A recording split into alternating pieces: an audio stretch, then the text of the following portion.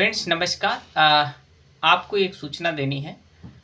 कुछ गुप्त सूचनाओं के आधार पर ये जानकारी मिल रही है कि EMRS 2025 की जो टीचिंग नॉन टीचिंग एग्ज़ाम्स हैं, जिसमें प्रिंसिपल है, आपके PGT एग्ज़ाम्स हैं और TGT है, साथ ही नॉन टीचिंग्स में आपके वार्डन्स की हैं और भी स्टाफ नर्स की हैं और भी वैकेंसीज़ जो आई हुई हैं, उन सभी के जो एग्ज़ाम्स होने हैं वो 13, 14, 15 दिसंबर के आसपास एग्ज़ाम्स होने के डेट डिक्लेयर होने के चांसेस हो रहे हैं।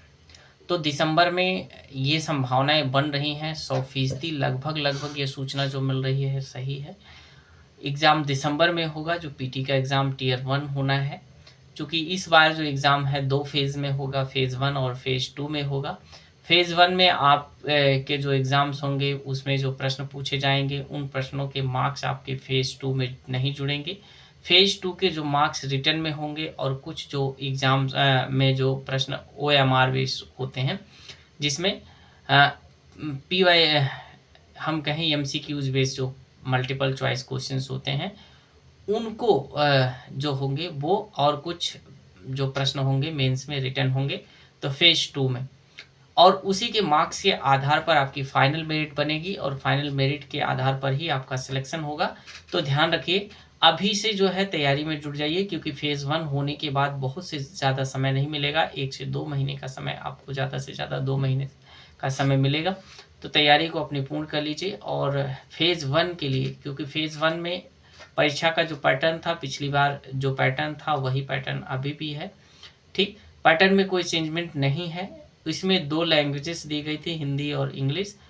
तो हिंदी और इंग्लिश को पास करना कंपलसरी है, क्योंकि लगभग इसमें अगर आप 40% मार्क्स नहीं लाते हैं, ठीक है, दोनों में आपके 40% मार्क्स नहीं आते हैं, तो पेपर 1 के अन्य जो सेगमेंट हैं वो चेक नहीं होंगे। तो इस बात को ध्यान रखते हुए आप नियमित प्रैक्टिस कीजिए। और दोस्तों, प्रैक्टिस के साथ साथ आप जो भी टॉपिक्स में आपके डाउट्स रह गए हैं उन डाउट्स को साथ ही साथ क्लियर करते चाहिए। और यदि आपको लगता है या पुराने PYQs जो प्रीवियस ईयर के प्रश्न पत्र हैं जो मेंस में आए हैं, चूँकि जो प्रश्न मेंस में इसमें आए इस बार रिटर्न नया होगा, रिटर्न होना है तो CBSE कराती है ये परीक्षा। CBSE के जो NCERT चूँकि उसमें टीच किया जाता है, तो NCERT के आधार पर जो प्रश्न बन सकते हैं उन प्रश्नों को मेंस में आप जो है इंक्लूड किए जा सकते हैं। तो उनको ध्यान में रखते हुए NCERT के साथ साथ NCERT को बेस बनाकर आप जो है टेक्स्ट बुक से नियमित प्रैक्टिस करते रहिए।